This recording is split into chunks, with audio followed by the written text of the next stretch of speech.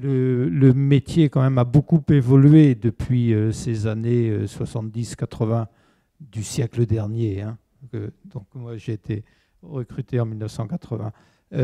On demande quand même aux enseignants de maîtriser des champs qui étaient, disons, absolument pas développés à l'époque, hein, en particulier des compétences dans les technologies d'information et de communication qui sont, euh, qui sont à mon avis très élevées, hein.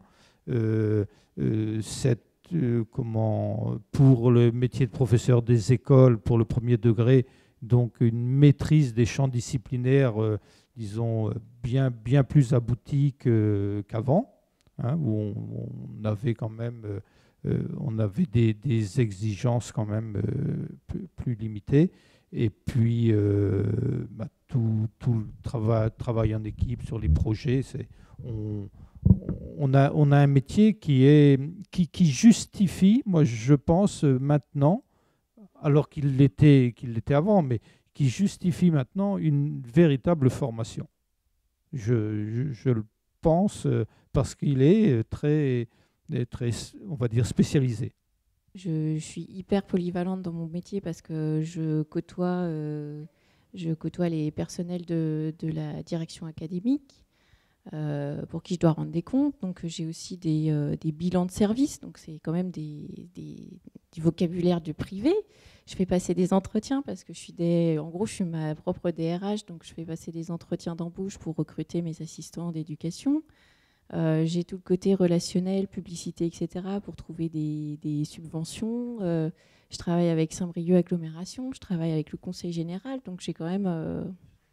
Oui, bah, je suis à côté aussi, mais voilà, je suis enseignante spécialisée et du coup, je suis totalement dans le spécialisé. Donc, voilà, pour moi, pour mon poste, en plus, j'ai passé un entretien d'embauche, alors qu'on pourrait se dire, bah voilà, un enseignant, bah, c'est la fonction publique, il n'y a pas besoin de faire de CV, il n'y a pas besoin de faire de l'aide de motivation, il n'y a pas besoin de passer devant un entretien de 3 personnes.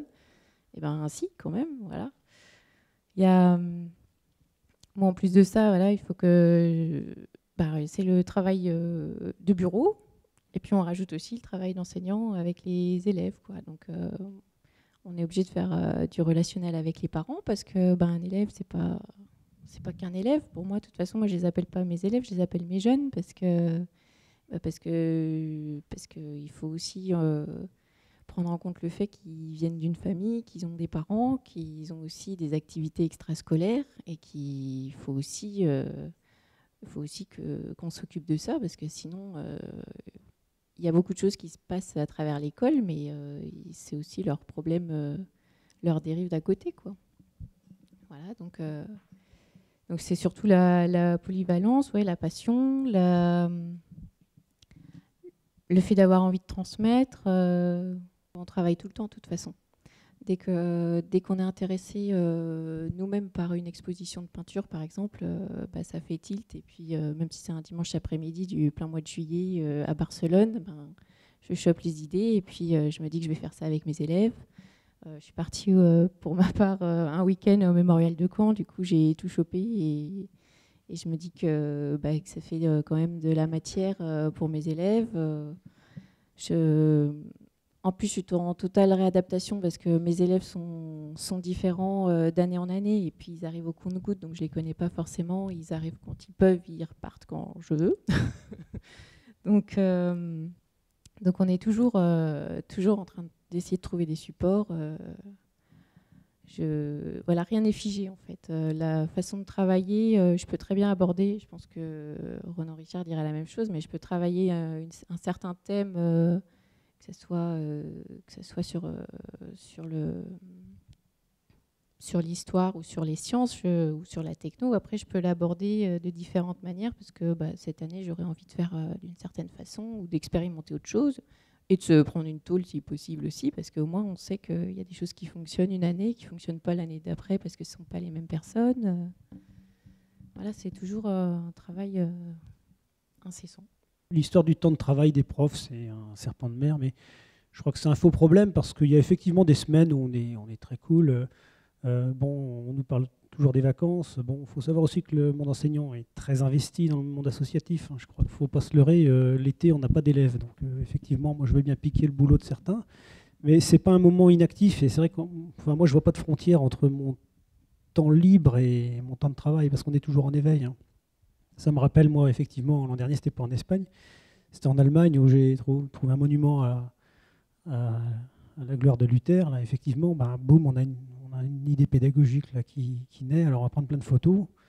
Et puis, en fait, sur son temps libre de vacances, on est en éveil, mais c'est pas un moment professionnel. Mais je crois que c'est un métier où, effectivement, il ne faut pas croire qu'on soit figé sur un temps de travail. Il y a des semaines, moi, où, effectivement, je ne m'en sors pas.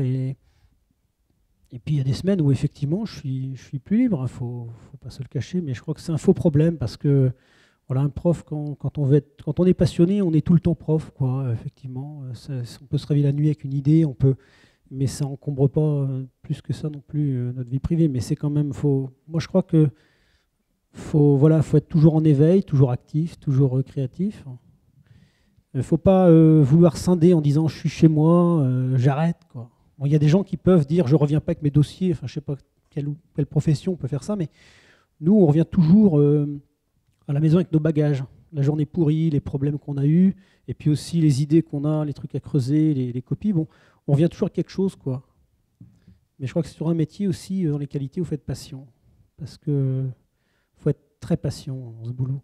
Il faut être endurant, patient, solide, modeste. Hein, et puis, voilà.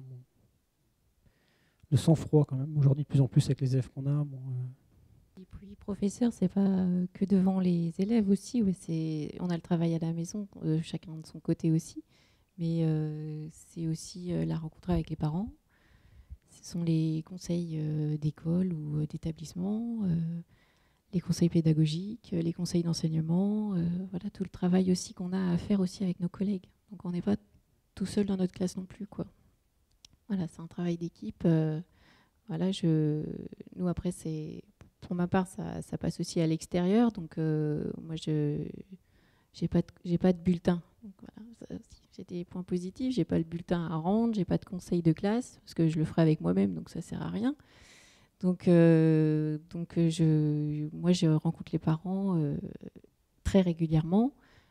Après, je rencontre l'équipe pédagogique de chaque jeune. Donc, quand j'ai 12 jeunes, j'ai quand même 12 établissements. Donc, voilà. Donc, c'est soit le soir, soit le midi, soit le vendredi après-midi. J'ai pas mal de concertations aussi avec la direction académique. Donc, je m'en vais du coup au Champ de Pie. Et puis, après, on fait des choses parce qu'on n'a pas envie de les déléguer à certaines autres. C'est-à-dire que moi, je travaille énormément avec les partenaires sociaux, donc les AS, les psys, les éducateurs, voilà, la maison des départements, etc. Donc tout ce qui est conseil général. Et puis, je travaille aussi avec des partenaires tout ce qui est associatif, donc Emmaüs, les Restos du Cœur. Voilà, c'est quand même, il y a toutes ces choses-là à entretenir. Et je pense que même si on n'est pas un enseignant du spécialisé comme je le suis, quand on a envie de faire un projet d'école, un projet de classe, il faut aller vers l'extérieur aussi. Donc, juste rajouter, parce que on est toujours en train d'analyser le métier de prof en comparaison, quoi. Ça, c'est un truc qui est permanent. Moi, on n'est pas des héros, quoi, les profs, hein. On a nos contraintes. Alors, on est toujours du coup en train de se défendre. On est toujours en train de vanter les qualités de notre métier, comme si on avait à se défendre contre les accusations sur le temps libre, etc. On a des contraintes, on a plein de réunions des fois, mais comme tous les métiers, quoi. On a des contraintes comme tous les métiers. On a aussi des moments plus libres. Mais je crois qu'il ne faut pas toujours fonctionner en comparaison avec le reste, quoi. Moi, j'ai des semaines où effectivement j'ai plein de réunions, etc. Mais bon, moi je ne me plains pas. Tous les métiers, je ne connais pas les autres métiers, donc je connais le mien. Et j'en parle pour lui-même, quoi, pas toujours en comparaison avec le reste, hein. Et je crois qu'il ne faut pas que ça effraie, et il ne faut pas qu'on soit toujours sur la défensive en disant, voilà, on est attaqué parce qu'on est toujours en vacances ou en grève, ou etc. Bon, fonctionnaire, tout ça, moi ça ne m'intéresse pas, ce genre d'accusation. Je pense que quand on fait du bon boulot, oui, on a des semaines où c'est plus compliqué que d'autres. On a aussi, non pas des privilèges, mais des avantages. Bon, Tout ça, je crois qu'il faut le reconnaître clairement, mais on a juste besoin de respect parce que quand on fait bien son boulot, effectivement, on n'est pas des nantis, on n'est pas non plus des gens qui avons que des privilèges, quoi. Mais bon, voilà, c'est un métier comme un autre avec ses contraintes. Et ces contraintes, elles existent aussi. C'est vrai qu'on peut l'expliquer aux gens, mais moi, j'aime pas trop expliquer ça toujours comme si on avait à défendre notre corporation. Non, bon, chaque métier, je pense, a aussi ses propres contraintes comme nous, quoi. Sauf que nous, on a effectivement ce rythme à l'année qui est avec des périodes de concentration, des périodes de vacances. Donc c'est vrai que c'est pas le même temps que les autres métiers, quoi. C'est pas aussi régulier. Donc c'est pour ça sans doute que notre métier diffère un peu des autres. Mais bon. Si on peut parler de carrière, moi, je dirais que pour un professeur des écoles, il peut éventuellement devenir, disons, avoir un certificat supplémentaire qu'on appelle maître formateur, justement, participer en partie à la formation avec un certificat d'aptitude aux fonctions de formateur, professeur des écoles. Il deviendra éventuellement conseiller pédagogique, c'est-à-dire il ne sera plus dans les classes, mais il viendra en aide aux enseignants d'une circonscription, c'est-à-dire d'un territoire.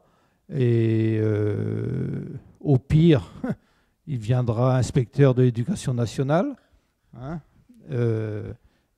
et puis, bon, certains deviennent aussi directeurs académiques, c'est-à-dire les anciens inspecteurs d'académie. Mais enfin, ça se compte sur les 10 doigts. Hein. Donc voilà une perspective de carrière. Dans le second degré, c'est le chef d'établissement, soit principal, proviseur adjoint, proviseur, soit aussi inspecteur pédagogique régional, c'est-à-dire inspecteur de la discipline.